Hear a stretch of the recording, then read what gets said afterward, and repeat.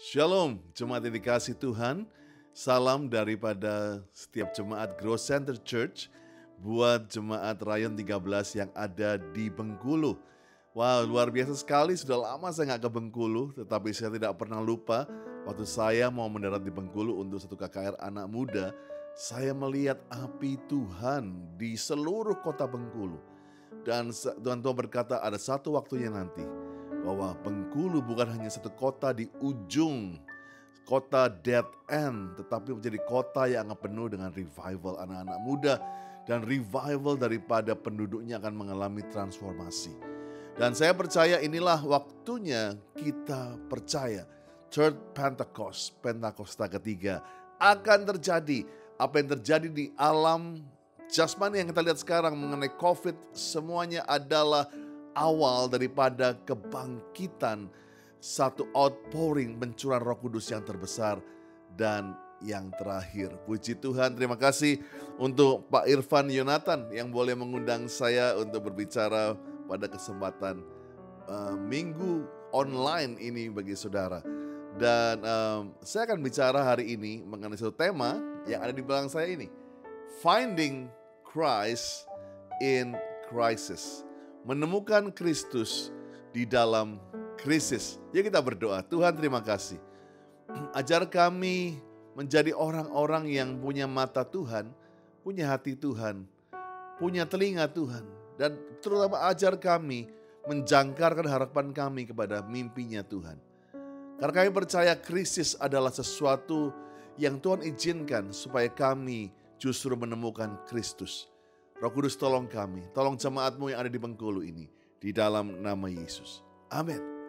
Bicara mengenai goncangan, saya ingat waktu itu di Bengkulu, saya sudah mau tidur, sudah habis KKR malam di Bengkulu, dan saya diinapkan di satu hotel, saya lupa namanya, di pinggir pantai. Dan saya tidak pernah lupa tiba-tiba ada gempa bumi 7,1 Richter yang melanda pantai itu. Dan saya masih ingat saya duduk di pinggir ranjang, ngobrol dengan istri saya. Tiba-tiba saya sudah pindah ke lantai karena saking kerasnya. Dan saya percaya goncangan memang keras. Tetapi apa yang Tuhan ingin pada teman kita ada satu goncangan yang keras. Tetapi disitulah justru di tengah-tengah goncangan itu kita masih bisa menemukan Kristus. Nah, seringkali orang dalam masa-masa ini berkata bagaimana kami bisa menemukan Kristus di dalam krisis.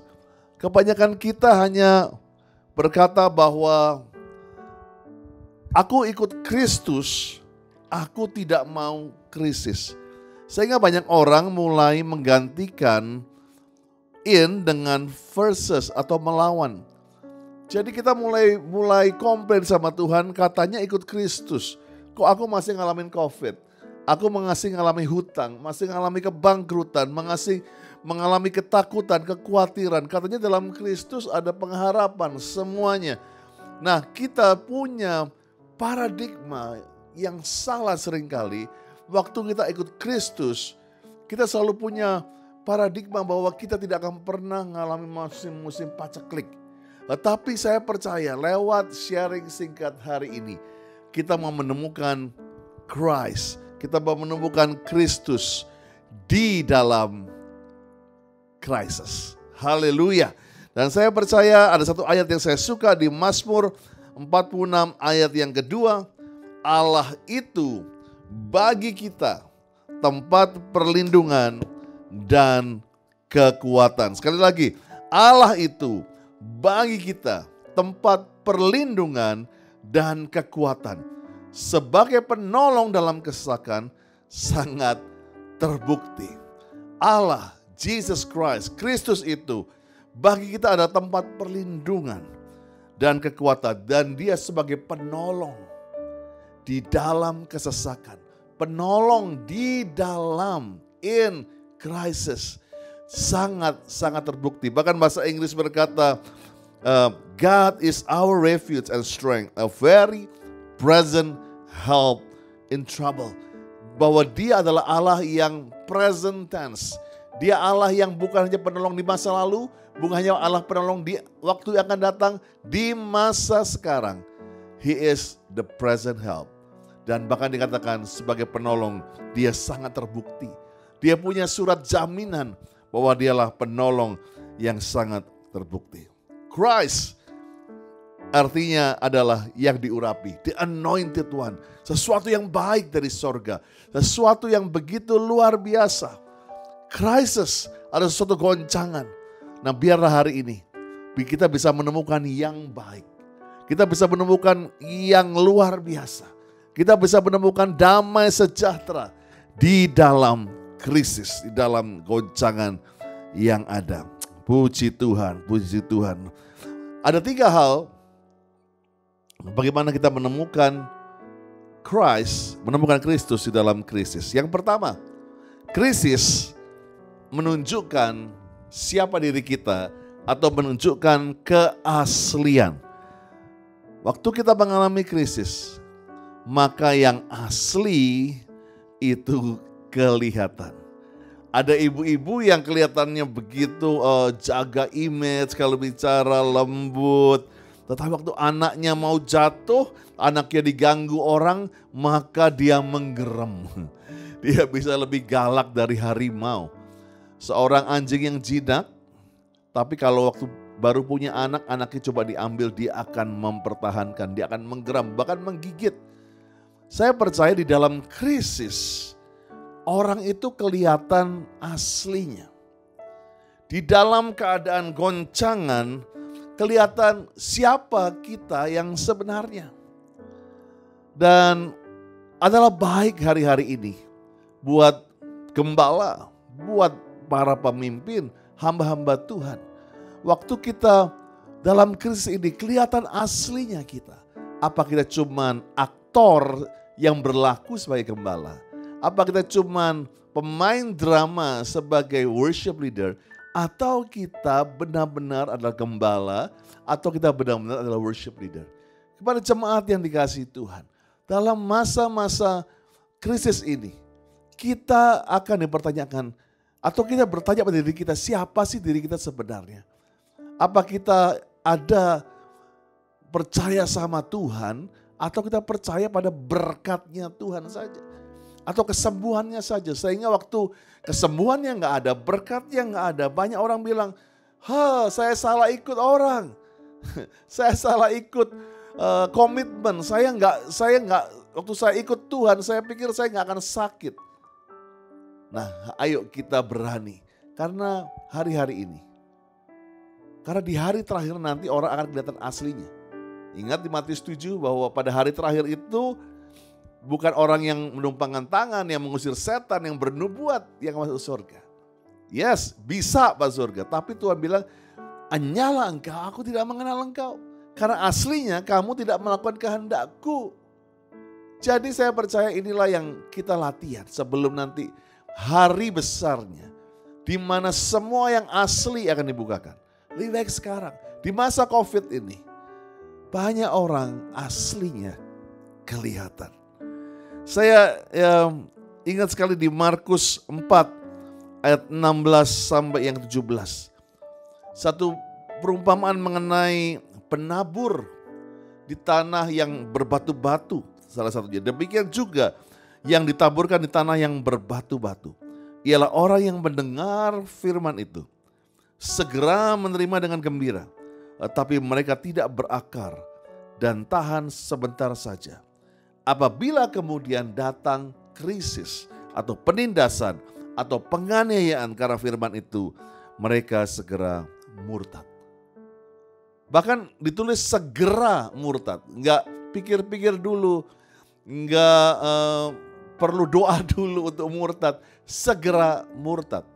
Nah, Tuhan sudah melihat bahwa tanah berbatu-batu ini adalah melambangkan memang penganiayaan. Penganiayaan yang sebetulnya adalah identitas dengan pengikut Kristus. Ya, penganiayaan asal karena Kristus, bukan karena kesalahan kita dewek gitu ya. Tapi karena kita mengikut Kristus, kita dianiaya, kita ditindas. Yang dimana Paulus bilang, aku bersuka cita dan rela mengalami aniaya karena Kristus. Jadi identiknya harusnya kita tahu bahwa ikut Yesus memang ada berkat, memang ada kesembuhan, tapi itu adalah hasil. Tapi proses menuju hasil itu, kita harus pikul salib, menyangkal diri. Kita harus tahu aslinya kita. Kita bukan bintang film selebriti yang hanya karpet merah, semuanya dihormati. Kita harus mengalami apa yang Yesus alami juga.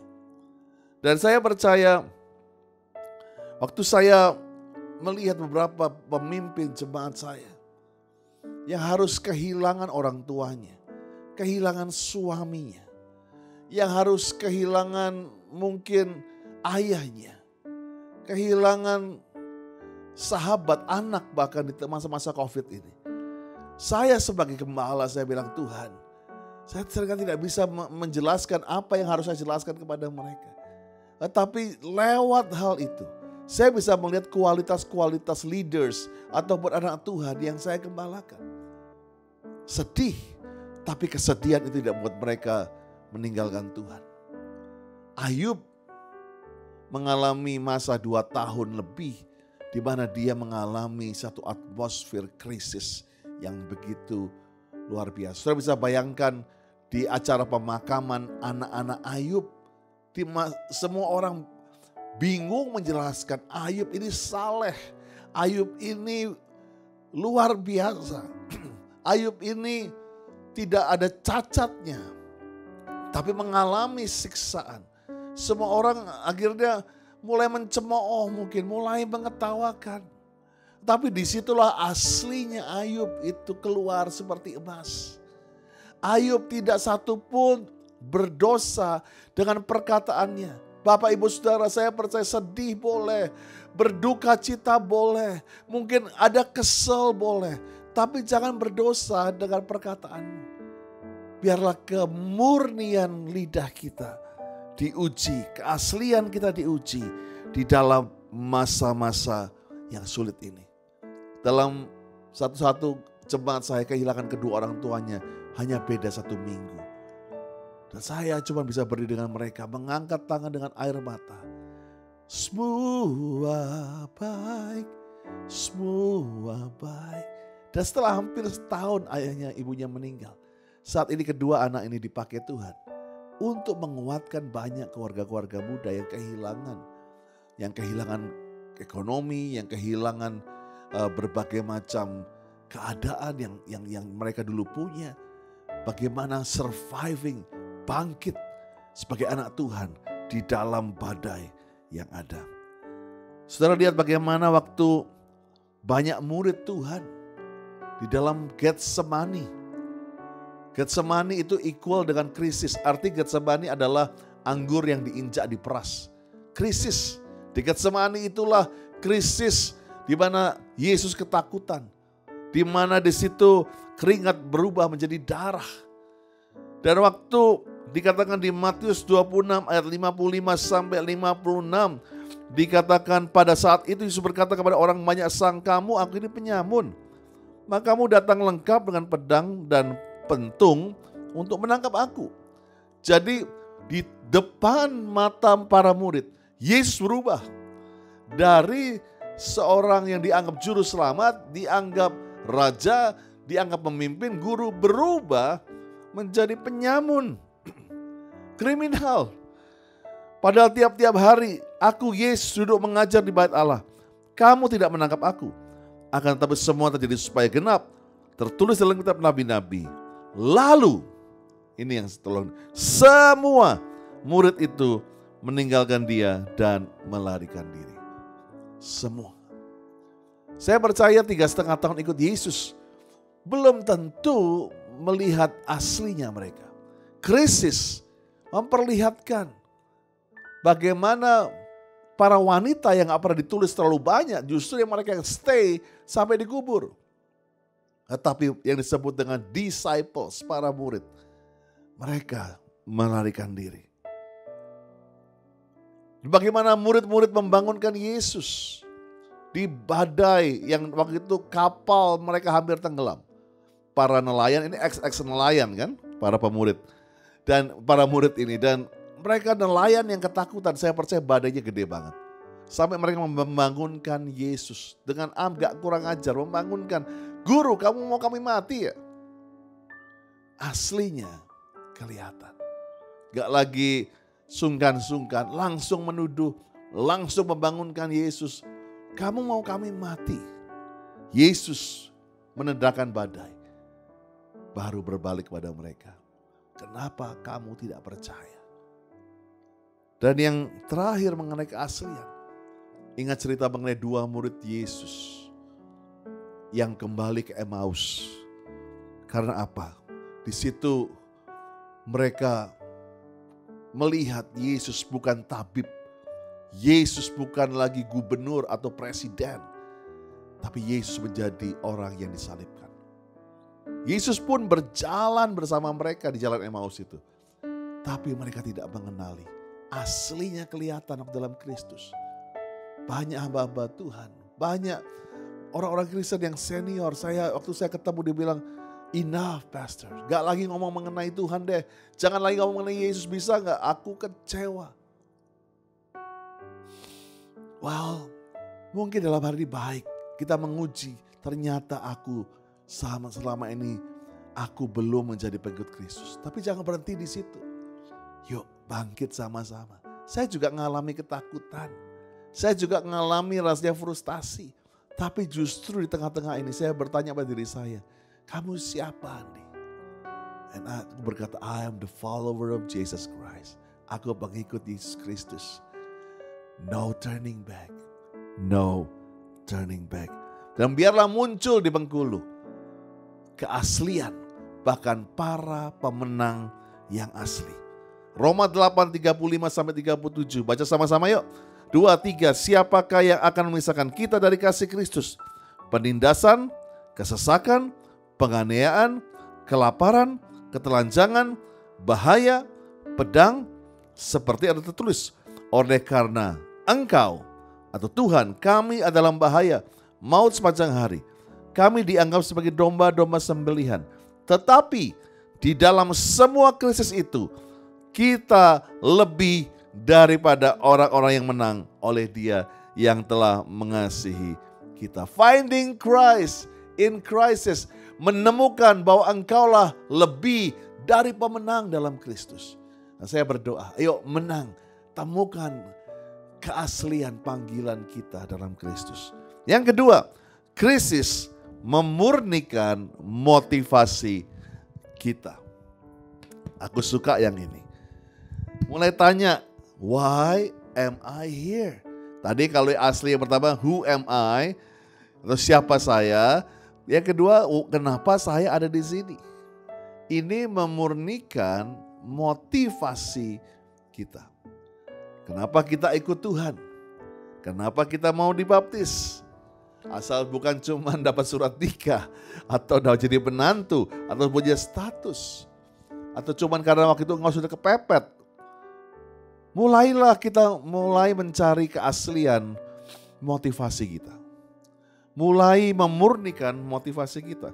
Sebab Matius 19:27, Petrus pun pernah menanyakan ini. Petrus menjawab dan berkata kepada Yesus, kami meninggalkan segala sesuatu dan mengikut engkau. Jadi apa yang kami peroleh? Petrus kelihatan aslinya. Ikut Yesus, udah meninggalkan semuanya, keluarganya, meninggalkan pekerjaannya. Jadi penjala manusia, tiba-tiba dia bilang, oke, sekarang cuannya buat gua apa? Saya dapat apa dong Tuhan? Untungnya saya ikut Tuhan tuh apa? Bukankah itu yang dunia ajarkan? Karena 2 Timotius 3 adalah manusia akhir zaman yang mengenai me, myself, I, diriku, aku. Selfie, self, semuanya mengenai cinta diri sendiri. Sehingga sekarang kalau orang mau ikut apa aja, mau ikut program asuransi, program investasi, tanya untungnya buat gua apa gitu ya. Mau join sesuatu, mau join fitness, mau join program diet, untung gua apa? Selalu orang tuh apa yang aku peroleh. Nah, saya tidak salahkan mungkin saudara pikir dulu bahwa pengertian kita Yesus cuman pemberkat, Yesus cuman penyembuh, sehingga waktu berkat dan kesembuhan tuh gak ada, kita mulai bilang, oh Tuhan tuh gak ada. No. Saya percaya ini memurnikan motivasi kita, krisis ini. kenapa kita masih jadi Kristen di tengah krisis ini. Karena Petrus waktu dia bertanya seperti itu, karena dia melihat ada seorang anak muda yang kaya, yang takut Tuhan, mau ikut Yesus nih. Berapa ayat sebelumnya saudara baca ya, bahwa dan dia bilang, guru gimana aku kalau mau lebih sempurna gimana? Tuhan bilang, pergi pulang jual semua hartamu dan ikutlah aku. Maka dikatakan pergilah anak muda itu dengan nangis dan sedih karena banyak hartanya. Nah, saya tidak tahu apa motivasi daripada anak muda yang kaya ini. Tetapi Tuhan, di sini Tuhan mengajarkan dalam krisis ini, engkau menemukan panggilan, why am I here? Kenapa aku jadi anak Tuhan? Dan saya percaya inilah yang meneguhkan kita. Kita melihat para murid setelah mengerti ini, akhirnya mereka mati dengan cara-cara yang tidak layak. Mereka mati dengan disembeli, ditarik kuda, ada yang dijorokin dari gedung, ada yang digebukin, ada dirajam. Maaf, tidak ada yang, para murid waktu itu kematiannya rasanya tidak pantas. Rasanya penindasan dan aniaya. Tapi ini yang saya mau katakan, bukan bagaimana cara kita meninggal yang penting, tapi bagaimana cara kita mengikut Kristus. Bagaimana cara kita hidup, itu yang penting. COVID adalah satu cara kita pulang ke sorga. Banyak orang mulai menghakimi, oh katanya orang Kristen, kenapa kena COVID? Katanya hamba Tuhan, kenapa kena COVID? Saya percaya Tuhan izinkan penyakit ini untuk menguji kita. Supaya kita bisa terus mempertahankan iman kita. Karena Paulus berkata, hidup bagiku kalau Kristus, maka kematian bukan malapetaka tapi keuntungan. Gain, atau bahasa orang bisnis, cuannya di situ. Benefitnya di situ. Profitnya itu di situ. Dan saya ingat waktu Tuhan interview dengan 3 orang. Ya, dikatakan kalau kamu mau ikut aku, di Lukas 9 ayat 57-62, tapi baca di rumah saja nanti atau di saat teduh saudara, dikatakan serigala punya liang dan burung mempunyai sarang, tapi anak manusia tidak punya tempat untuk meletakkan kepalanya. Jadi sarang atau liang itu adalah satu kenyamanan buat serigala ataupun buat burung. Banyak orang pikir ikut Kristus adalah menemukan sarang, kenyamanan, comfort. Tapi Tuhan bilang anak manusia aja gak punya tempat untuk tidur. Jadi kalau motivasi kita hanya mencari comfort, tenang, relax, banyak kita kecewa hari-hari ini. Tapi saya percaya di tengah-tengah mungkin badai pun, anak Tuhan bisa tetap tidur.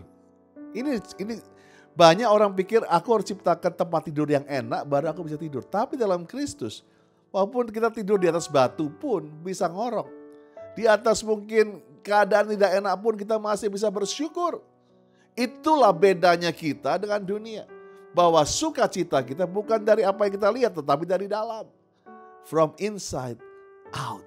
Temukan itu sehingga engkau tahu kenapa kamu di sini. Motivasi kita yang asli akan kelihatan. Wow, haleluya. Yang ketiga, yang terakhir, saya akan tutup dengan ini. Krisis menimbulkan kesempatan. Bahasa Mandarin, mungkin Pak Irfan lebih bisa menolong saya nanti menjelaskan. Krisis itu terdiri dari 2 kata, yaitu bahaya. Ya memang saya gak bisa bilang gak bahaya COVID ini, bahaya. Makanya prokes harus jalan. Tetapi juga ada kesempatan atau opportunity. Inilah yang kita harus mengerti bahwa dalam goncangan ini justru akan banyak bisnis-bisnis baru yang akan lahir. Jangan menangisi kuburan bisnismu yang sudah ambruk. Justru jadilah anak Tuhan yang mulai berdoa dan punya hikmat. Minta seperti Amsal katakan bahwa kita punya hikmat. bahwa kita bisa justru menciptakan kesempatan yang baru. Jangan engkau hanya menangisi luka yang lama, tapi ayo bangkit dan percaya ada kesempatan yang baru. Saya melihat bagaimana hari-hari ini ada beberapa jemaat saya, kami memberikan kesempatan lewat program Genesis Project, di mana kami mulai mendidik mereka, bukannya menolong mereka dalam COVID ini, tapi bagaimana menjadi seorang wira swasta. Ada seorang yang dulu kerja, gajinya udah cukup baik, tapi dipecat dan akhirnya dia jadi jual kuliner, dan kami mengajar mulai cara buat budgetnya, cara bagaimana membuat marketing yang baik, mengajarkan bagaimana kata-kata yang baik di Instagram, dan dia menjadi pedagang makanan yang sangat disukai, dan bahkan income-nya bisa akhirnya membuat anak-anaknya kuliah terus. Dan saya percaya inilah yang harus kita temukan, bahwa waktu krisis justru kita menemukan kesempatan yang baru yang dulu kita gak pernah pikir. Kesempatan yang baru untuk bisa sama dengan istri di rumah. Kesempatan yang baru untuk bisa dengar suara anak-anakmu setiap pagi, yang dulu engkau gak punya kesempatan itu. Saya akan tutup dengan satu pujian yang saya hanya ngomong, saya gak bisa nyanyi karena gak ada alat musik di sini. Mengenai hidup ini adalah kesempatan. Hidup ini adalah kesempatan. Hidup ini untuk melayani Tuhan. Jangan sia-siakan waktu yang Tuhan beri. Hidup ini harus jadi berkat. Oh Tuhan, pakailah hidupku selagi aku masih kuat. Bila saatnya nanti ku tak berdaya lagi, hidup ini sudah jadi berkat. Wow, saya percaya itulah anak Tuhan. Waktu tidak ada berkat, justru hidupnya harus jadi berkat. Waktu dia hanya menerima berkat, justru dia dikatakan hidup ini sudah jadi berkat. Dia bukan dalam masa-masa ini. Saya percaya lagu ini menyimpulkan bagaimana kita finding Christ in crisis. Menemukan Kristus di dalam krisis. Yang pertama, aslinya kita kelihatan. Siapa engkau yang sebenarnya itu kelihatan. Justru gak apa-apa, jangan malu dan minta ampun. Tuhan ampuni kalau selama ini aku cuma hanya menjadi orang yang datang ke pesta maunya terima rantangan, terima bungkusan, tanpa mengenal yang pemilik pesta. Atau aku selama ini motivasiku ikut engkau cuma cari jodoh, cuma supaya diberkati, supaya dapat koneksi di gereja. Sekarang aku tahu kenapa aku di sini. Because I love you Jesus, aku mengasihi engkau. Dan ingat, angkat kepalamu. Di dalam krisis ini, Tuhan akan memberikan kesempatan. Di dalam krisis ikan, di mana orang-orang gak punya ikan waktu itu, Tuhan berikan kesempatan. Di tengah siang hari bolong, Tuhan tunjukkan justru dapat ikan Petrus yang begitu banyak sampai kapalnya mau tenggelam. Bukan hanya berkat, tapi nama Tuhan dipermuliakan. Semua orang di sepanjang pantai itu takjub dan mengikut Kristus. Saya percaya inilah kesempatan yang baik. Kalau kamu masih hidup, kamu masih survive dalam masa COVID ini. Ini kesempatan. Yuk berdoa. Tuhan terima kasih. Aku berkati jemaatmu Rayon 13 Bengkulu. Menjadi orang-orang yang menemukan Kristus di dalam krisis. Berkati Pak Gembala dan Ibu semua jemaat yang ada. Aku percaya aslinya kami adalah pengikut Kristus. Motivasi kami menyenangkan Yesus. Dan dalam krisis ini kami punya kesempatan menyelesaikan amanat agung dengan Jeremiah Generation.